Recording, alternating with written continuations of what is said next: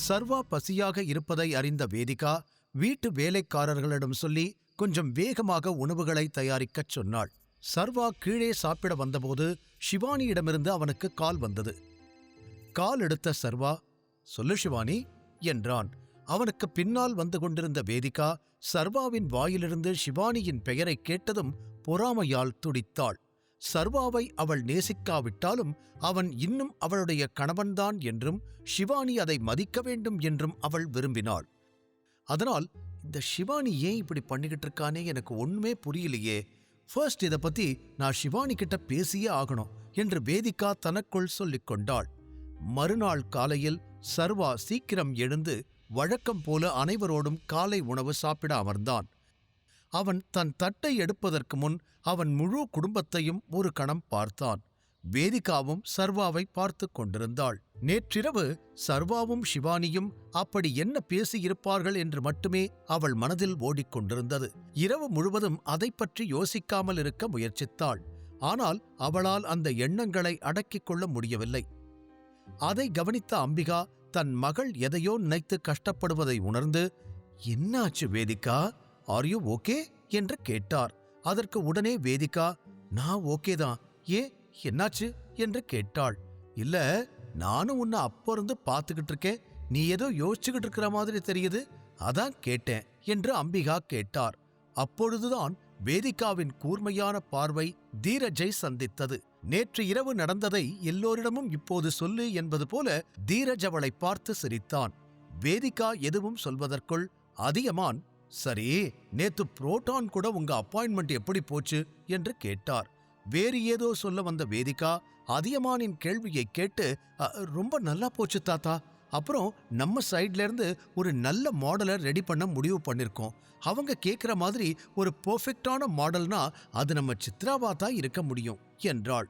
சித்ராவின் பெயரை கேட்டதும் தீரஜின் காதுகள் கூர்மையானது. அவன் உடனே வேகமாக வேதிகாவை பார்த்து, என்கிட்ட இதை பத்தி ஒரு வார்த்தை கூட கேட்காம நீ யாரை கேட்டு இந்த டெசிஷனை எடுத்த என்று கேட்டான்.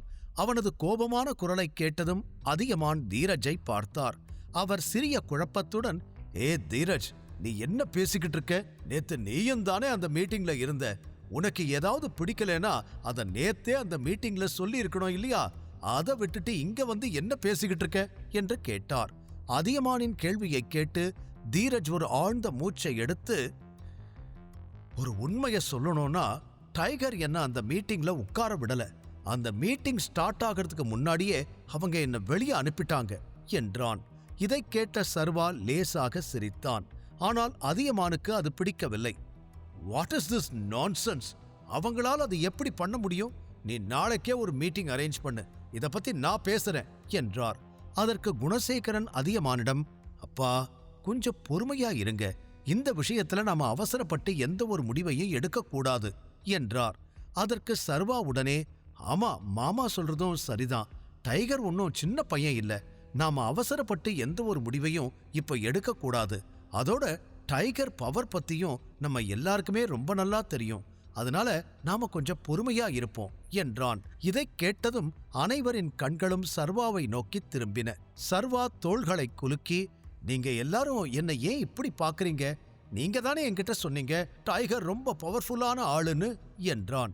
இதை கேட்ட அம்பிகா சிரித்துக்கொண்டே, ஆனா ஒண்ணு, ஃபர்ஸ்ட் டைம் உன் வாழ்க்கையிலேயே ஒரு புத்திசாலித்தனமான விஷயத்த சொல்லிருக்க. மாமா, சர்வா சொல்றதும் ரொம்ப சரிதான்னு எனக்கும் தோணுது. நாம எதுக்கு தேவையில்லாம டைகர் கூட சண்டைக்கு போகணும் என்றார். சர்வா உடனே, ஆமா, டைகர் நம்ம மேல கோபப்பட்டா அது நமக்கு தான் ரொம்ப நஷ்டம் என்றான். அதியமான் அவர்கள் எல்லோரும் சொல்வதை கேட்டுவிட்டு ஒரு ஆழ்ந்த மூச்சை இழுத்துவிட்டு, நீங்க எல்லாம் சொல்றது ரொம்ப சரிதான், அதனால தான் நான் ஒரு முடிவு எடுத்திருக்கேன்.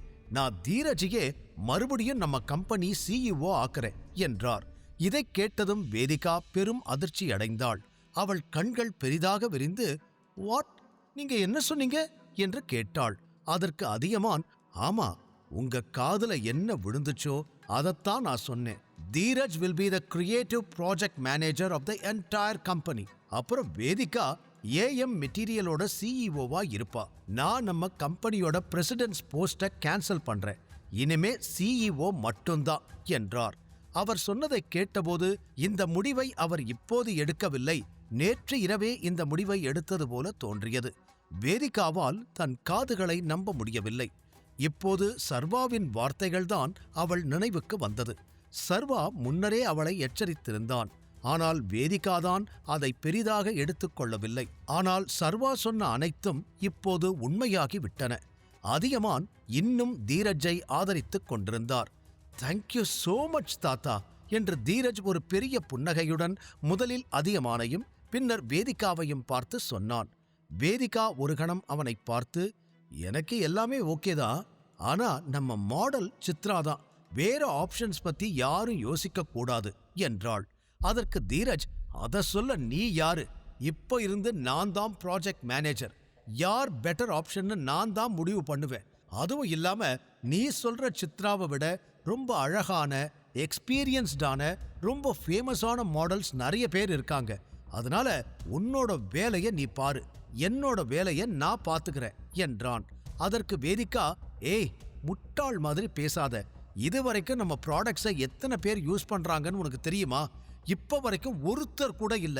அதுவும் இல்லாம சித்ராவை நம்ம மாடலா போட்டா நம்ம ப்ராடக்ட்ஸுக்கு ஒரு ஃப்ரெஷ்ஷான ஃபேஸ் கிடைச்ச மாதிரி இருக்கும். அதோட சித்ராவால மக்களை ஈஸியா நம்ம ப்ராடக்ட்ஸை வாங்க வைக்க முடியும். ஏன்னா அவ ஏற்கனவே நம்ம ப்ராடக்ட்ஸை யூஸ் பண்ண ஸ்டார்ட் பண்ணிட்டா என்றாள்.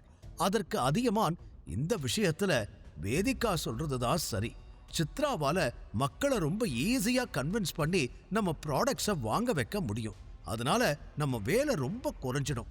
சித்ரா இந்தியாவில் வேணா ஃபேமஸ் இல்லாம இருக்கலாம், ஆனா அவங்க ஊர்ல அவ ஒரு சூப்பர் மாடல் என்று அதியமான் வேதிகாவுக்கு சப்போர்ட் செய்தார். ஆனால் அது தீரஜுக்கு சுத்தமாக பிடிக்கவில்லை. அதனால் அவன் மனதிற்குள் அதியமானை மோசமாக திட்டிக் கொண்டிருந்தான். ஆனால் வெளியே அவன், ஓகே தாத்தா சொல்றதுனால இதை நான் ஒத்துக்கிறேன், ஆனா அவன் நம்ம பிராண்ட் அம்பாசடரா இருக்க மாட்டா, அதுக்கு நான் வேற ஒரு ஆளை கண்டுபிடிப்பேன் என்றான். இதை கேட்ட வேதிகா, உனக்கே ரொம்ப நல்லா தெரியும், என்னோட ஃப்ரெண்டு தான் இந்த விஷயத்துல மற்றவங்களை விட ரொம்ப பெஸ்ட் சாய்ஸ்னு, ஆனா அதை உன்னால ஏத்துக்க முடியல இல்லையா என்று கேட்டாள். அதற்கு தீரஜ், இங்க பாரு, ஏதோ உனக்கு மட்டும்தான் எல்லாம் தெரியும், நீ மட்டும்தான் இந்த கம்பெனிக்காக ரொம்ப நல்லா வேலை பண்றேன்னு நினைக்கிறியா? எங்களுக்கும் இந்த கம்பெனிக்கு எது நல்லது எது கெட்டதுன்னு ரொம்ப நல்லா தெரியும். அதுவும் இல்லாம நான் தான் இந்த ப்ராஜெக்ட் மேனேஜர், என்ன பண்ணணும்னு எனக்கு தெரியும், நீ உன்னோட வேலையை மட்டும் பாரு என்றான். அதை கேட்ட வேதிகா ஒருவித சலிப்போடு, யார் என்ன சொன்னாலும் அதை கேட்க கூடாதுன்னு நீ முடிவு பண்ணிட்ட, அதனால உனக்கு என்ன தோணுதோ அதை பண்ணு. அப்புறம் அந்த ஆகாஷை இன்னிக்கே மீட் பண்ணி ஷூட்டிங் எப்ப ஸ்டார்ட் பண்ணலாம்னு கேளு என்றாள். தீரஜ் அவள் பார்வையை தவிர்த்து, ஆகாஷ் இப்போ இந்தியாவில் இல்ல என்றான். உடனே அதியமான், நீ என்ன பேசிக்கிட்டு இருக்க, அவன் இந்தியாவில் இல்லையா என்று கேட்டார். அதற்கு தீரஜ், ஆமா, அவன் அவனோட கம்பெனியை வித்துட்டு இந்தியாவை விட்டே வெளியே போயிட்டான், கொஞ்ச நாளைக்கு முன்னாடிதான் எனக்கே இதை பத்தி தெரிஞ்சது என்றான். அப்போது சர்வா தீரஜை பார்த்து கொண்டிருந்தான். அப்போது தீரஜும் சர்வாவை பார்த்தான். சில நொடிகள் இருவரின் பார்வையும் ஒன்றோடொன்று ஒட்டிக் கொண்டிருந்தது. தீரஜின் கண்களில் ஒருவித தந்திரம் மறைந்திருந்தது. அவன் தன் கண்களின் மூலம் சர்வாவுக்கு ஏதோ ஒரு ஆழமான அர்த்தத்தை உணர்த்த விரும்பினான். அவன் கண்களை பார்த்த சர்வா, தீரஜ் எதையோ மறைக்கிறான் என்பதை புரிந்து கொண்டான். இதற்கிடையில் குணசேகரன், அந்த ஆகாஷ் இப்படி பண்ணுவான்னு நான் கொஞ்சம் கூட நினைக்கல, அவனோட கம்பெனிக்கு வந்திருக்கிற புது சிஇஓ நமக்கு சப்போர்ட்டா இருப்பாரான்னு தெரியலையே என்றார். வேதிகா உடனே, அப்படின்னா நம்ம புரோட்டான் கம்பெனி கிட்ட சொல்லி நம்ம காஸ்டியூம்ஸை மேனேஜ் பண்ண சொல்லணும்னு நினைக்கிறேன், ஏன்னா அவங்களும் ரொம்ப நாளா ஆட் பண்ணிக்கிட்டு தான் வராங்க, அவங்க கிட்டயும் ரொம்ப நல்ல பிராண்ட்ஸ் இருக்கும்னு நினைக்கிறேன் என்றாள். அதை கேட்ட தீரஜ் வேதிகாவின் வார்த்தைகளுக்கு சம்மதமாக தலையசைத்து, எனக்கு அதுல எந்த பிரச்சனையும் இல்லை என்றான். இதை சொல்லிவிட்டு தீரஜ் சாப்பாட்டு மேசையிலிருந்து எழுந்தான். எல்லோரும் சாப்பிட்டு முடித்துவிட்டு அவரவர்களின் வேலைக்கு புறப்பட ஆரம்பித்தார்கள். ஆனால் வேதிகா இன்று சீக்கிரமாக வேலைக்கு செல்லவில்லை. அலுவலகத்திற்கு செல்வதற்கு முன்பு ஷிவானியை சந்தித்து அவளிடம் பேச விரும்பினாள். அவர்கள் தனியாக சந்தித்து நீண்ட நாட்கள் ஆகிவிட்டன. ஷிவானியை ஏன் அவள் புறக்கணிக்கிறாள் என்று வேதிகாவுக்கே புரியவில்லை என்றாலும் சர்வாவுக்கும் ஷிவானிக்கும் இடையே வளர்ந்து வரும் நெருக்கத்தை அவளால் உணர முடிந்தது. ஆனால் ஏதோ காரணத்திற்காக இது வேதிகாவை மிகவும் தொந்தரவு செய்தது. வேதிகா இதையெல்லாம் யோசித்துக் கொண்டிருக்கும் போது ஷிவானி தனது கேபினில் சில ஃபைல்ஸை பார்த்து கொண்டிருந்தாள். அப்போது அவள் கதவு தட்டப்பட்டது. ஷிவானி உடனே எஸ் கமென் என்றாள். கதவை திறந்து வேதிகா அவளின் கேபினுக்குள் நுழைந்து குட் மார்னிங் ஷிவானி என்றாள். இந்த நேரத்தில் வேதிகாவை தனது அலுவலகத்தில் பார்த்ததும் ஷிவானி ஆச்சரியப்பட்டாள். வேதிகாவை ஒரு கணம் பார்த்து, ஹே வேதிகா, எப்படி இருக்க? எனக்கு உன்னோட குட் மார்னிங் எல்லாம் வேணாம். ஃபர்ஸ்ட் நீ இவ்ளோ நாளா எங்க போனேன்னு சொல்லு, அதுக்கப்புறம் எதா இருந்தாலும் நாம பேசலாம் என்று கேட்டாள். வேதிகா உடனே நான் எங்கேயும் போகல, இங்கதான் இருக்கேன், ஒர்க்ல கொஞ்சம் பிஸி ஆயிட்டேன், அவ்வளவுதான் என்றாள். ஓ அப்படியா மேடம், சரி சொல்லுங்க மேடம், இன்னைக்கு நீங்க ஃப்ரீயா இருக்கீங்களா இல்ல வேற ஏதாவது வேலைக்காக இங்க வந்தீங்களா என்று ஷிவானி சிரித்துக்கொண்டே வேதிகாவுக்கு உட்கார ஒரு நாற்காலியை கொடுத்தாள். அதற்கு வேதிகா, ரொம்ப கிண்டல் பண்ணாத ஷிவானி, என்னோட பெஸ்ட் ஃப்ரெண்டை பார்க்க எனக்கு ஏதாவது ரீசன் வேணுமா என்ன என்று கேட்டாள். இதை கேட்டதும் ஷிவானியின் முகத்தில் ஒரு புன்னகை தோன்றியது. உடனே அவள், ஓ அப்ப நாம இன்னும் ஃப்ரெண்டா தான் இருக்கோமா என்று கேட்டாள். ஆனால் வேதிகா ஷிவானியிடமிருந்து இவ்வளவு நேர்மையான கேள்வியை எதிர்பார்க்கவில்லை. அதனால் அவள் தொண்டையை செருமிக்கொண்டு, அதுல உனக்கு என்ன சந்தேகம் வந்துச்சு என்றாள். இதைக் கேட்டதும் ஷிவானி ஒரு ஆழ்ந்த மூச்சை எடுத்துக்கொண்டு, சித்ரா திரும்ப இந்தியா வந்திருக்கான்னு நான் கேள்விப்பட்டேன். அவ வந்து ரொம்ப நாள் ஆச்சு. ஆனா நீங்க 2 பேரும் ஒரு டைம் கூட என்ன வந்து மீட் பண்ணவே இல்லை என்றாள். அதற்கு வேதிகா, ஆக்சுவலி நானும் அதையே தான் யோசிச்சுக்கிட்டு இருந்தேன். அதை பத்தி உங்ககிட்ட பேசத்தான் நான் இங்க வந்தேன். இன்னைக்கு ஈவினிங் நீ ஃப்ரீனா why don't we hang out somewhere என்று கேட்டாள். அதற்கு ஷிவானி தலையசைத்து, ஷோர், எனக்கு எந்த பிரச்சனையும் இல்லை என்றாள். அடுத்த சில நொடிகள் அவர்களுக்கு இடையே ஒருவித அமைதி நிலவியது. வேதிகா ஷிவானியையே பார்த்து கொண்டிருந்தாள். ஆனால் அவள் எதற்கு இங்கு வந்தாளோ அந்த விஷயத்தை எப்படி தொடங்குவது என்று அவளுக்கு தெரியவில்லை.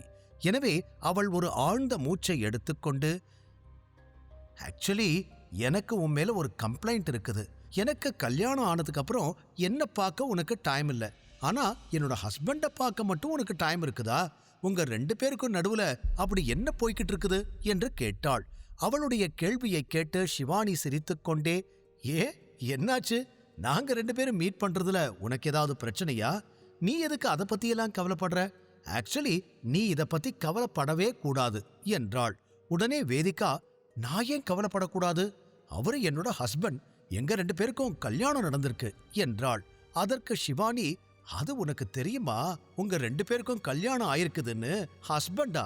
விடு, நீ அவரை ஒரு மனுஷனா கூட மதிக்கிறது இல்ல, அப்புறம் ஏன் நீ அவரை பத்தி இவ்ளோ கவலைப்படுற என்று கேட்டாள். இதைக் கேட்டதும் வேதிகாவுக்கு ஒரே அதிர்ச்சியாக இருந்தது.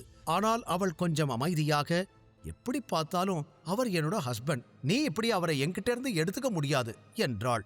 இதைக் கேட்டதும் ஷிவானி ஒரு நிமிஷம் வேதிகாவை பார்த்து, வாய் நாட், நான் ஏன் அப்படி பண்ணக்கூடாது என்று கேட்டாள். அதைக் கேட்டதும் வேதிகாவின் கன்னங்கள் கோபத்தில் சிவந்தன. அவளுக்கு இருந்த சந்தேகம் கொஞ்சம் கொஞ்சமாக நிஜமாகி வருவது போல் தோன்றியது. வேதிகா உடனே, சரி, எதா இருந்தாலும் ஈவினிங் நாம மீட் பண்ணும்போது பேசிக்கலாம் என்றாள். இதைச் சொல்லிவிட்டு வேதிகா கோபமாக ஷிவானி கேபினை விட்டு வெளியேறினாள். வேதிகா ஷிவானியின் அலுவலகத்தை விட்டு வெளியேறும்போது சர்வாவும் விக்டரின் வீட்டிற்கு வெளியே தனது காரில் வந்திருந்தான். விக்டரும் பவானியும் ஏற்கனவே வெளியே நின்று தனக்காக காத்திருப்பதைக் கண்டான். குட் ஆஃப்டர்நூன் பாஸ் என்று இருவரும் ஒரே குரலில் சொன்னார்கள். சர்வா அவர்களுக்காக கார் கதவை திறந்தான். விக்டர் முன் இருக்கையிலும் பவானி பின் இருக்கையிலும் அமர்ந்தான். சர்வா காரை ஓட்ட ஆரம்பித்தான். சர்வா எங்கே போகிறான்? ஷிவானி சர்வாவை வேதிகாவிடமிருந்து பறிப்பாளா அல்லது வேதிகா சர்வாவின் இதயத்தை வென்று அவனை என்றென்றும் தன்னுடன் வைத்திருப்பாளா? முழு கதையையும் கேட்டு மகிழ பாக்கெட் FM ஆப்பை டவுன்லோட் செய்யுங்கள். லிங்க் டிஸ்கிரிப்ஷனில் கொடுக்கப்பட்டுள்ளது.